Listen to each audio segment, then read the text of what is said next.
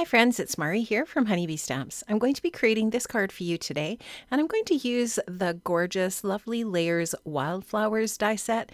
This was released a few releases ago, and it is absolutely one of my favorite Lovely Layers florals. I'm also going to use the Adventure Awaits paper pads. This is such a stunning paper pad, and I'm also going to use the amazing Dogwood Blooms 3D embossing folder from Honeybee. I'm going to show you right away here the impression that I got when I ran this through my die cutting machine. It is just the most amazing impression that you get and pattern on your paper. So here you can just see that gorgeous texture that's on my white paper. I have this size down to an A2 size card front, and I'm just going to go ahead and adhere this on with my Honeybee glue tube onto my A2 size top folding card base. And so now that I've got that all adhered on there, I'm going to take this stunning paper from Adventure Awaits, trim out a little strip that I'm going to use later for some embellishing on my card. Now I've got all of the dies from that Wildflowers die set on some white paper. I'm going to run that through my Gemini 2, and now I'm going to add color to all of these different die cut pieces with my Distress Oxide inks. I'm starting off here with Warm Lipstick and this beautiful bloom from the Wildflowers set. I'm going to colorize all of the different bloom areas with that warm lipstick, just really ranging the pressure on my Honeybee blending brush here from heavy to light, and in that way I'm going to get some lighter and darker areas. I really wanted the edges of the petals to be darker and just creating that little bit of light and dark in that way. Now I'm going to just finish up these petals, and then the little part that goes on in the center of the bloom, I'm actually going to add some black soot to that, and that is just going to create this really nice sharp black center for my flower. I'm going to leave the last little piece there for the center of this bloom white, and that will just finish off the bloom portion of this. Now I'm going to add some greens to the stem and the petal areas of the leafery or the foliage part of this bloom. I will list all of the Distress Oxide inks that I'm using in the description box below, but I'm trying to just use a variety of light and dark inks for all of the foliage on these different blooms, just to create a little bit of darker ink around the edges. So starting off usually with the lighter color of green and then going in with a darker hue around the edges, just to create that little bit of depth and dimension in the ink blending.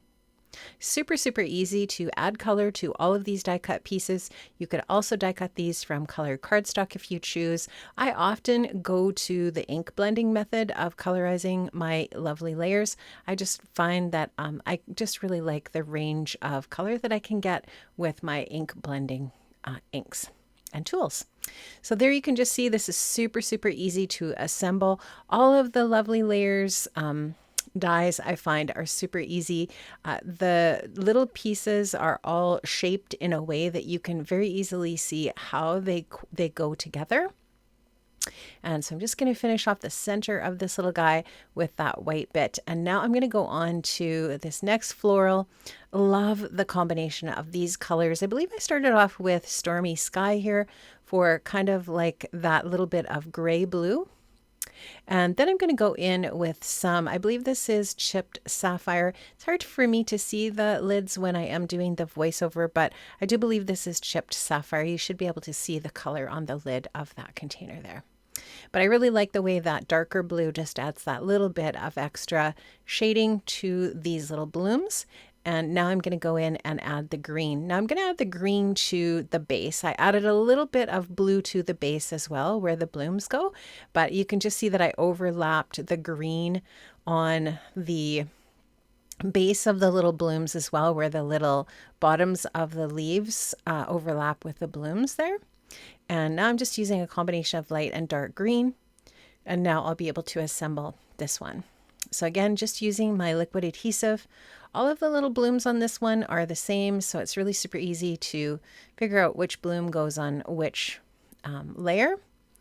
And you can just see here, just adding a little bit of liquid adhesive to each one of these little pieces so that they will stay adhered on my project. And you could actually use a little bit of foam adhesive on these as well if you like that even more dimensional look.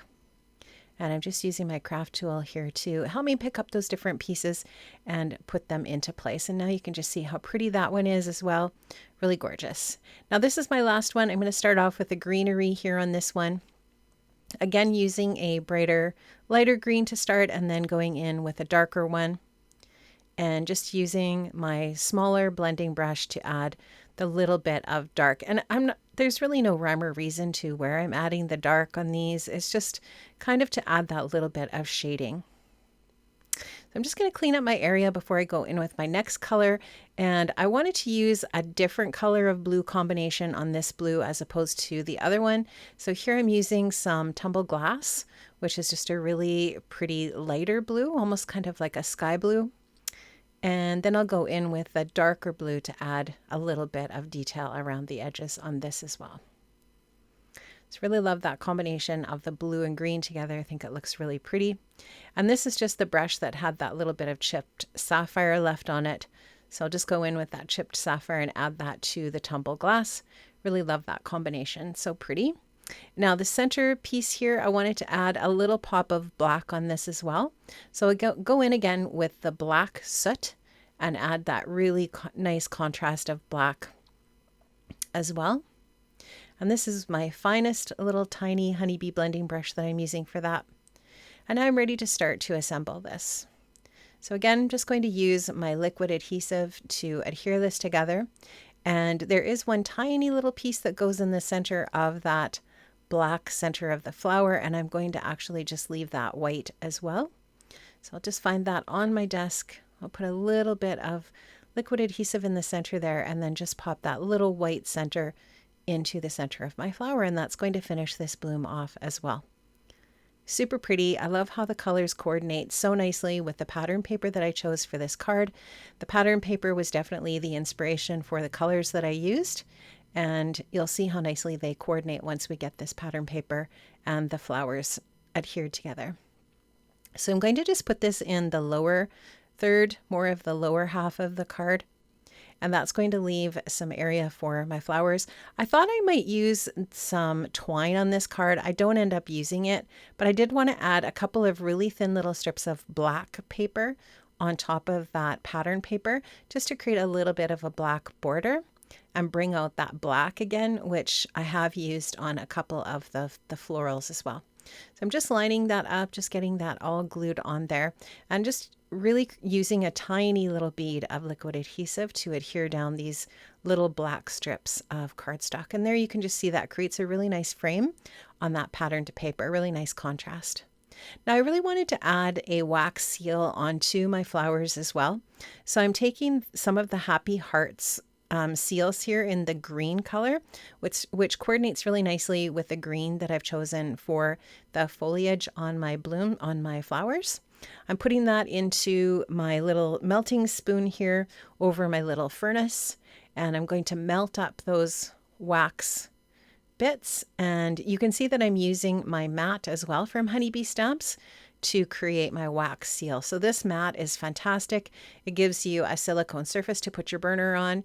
Now you can just go ahead and put your melted wax in there. This is the heart stamp that I have.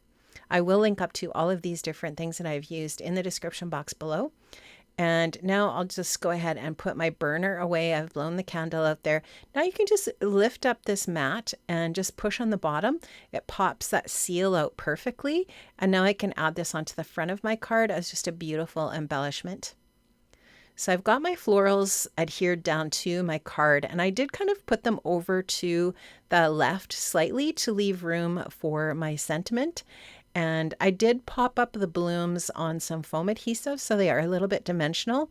And then I've added the wax seal on there with my Honeybee liquid adhesive. I'll just press on that so that it's really well adhered. And now I've got it covered, the seal covered up.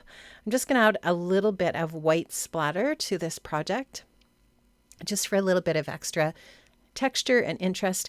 Now I'm using the mini messages from Honeybee Stamps. This is an amazing sentiment set. This set is a must-have for your stash. It creates the most amazing little sentiments for a project, and I did also use the coordinating mini messages banner dies to create a little banner sentiment for my project. So I'm going to pop that up on a little bit of foam adhesive. I'll take the backer off there, and there you can just see the little spot that I left for that little sentiment. Now I'm going to just adhere that using my tweezers to get that into place, and that's going to finish off my card. Friends, I have linked up to all of the different products from Honeybee Stamps that I've used to create this project. Make sure you check out those links and all of the amazing products in the Honeybee shop. I'll see you again soon, friends. Have an amazing day. Take care. Bye-bye.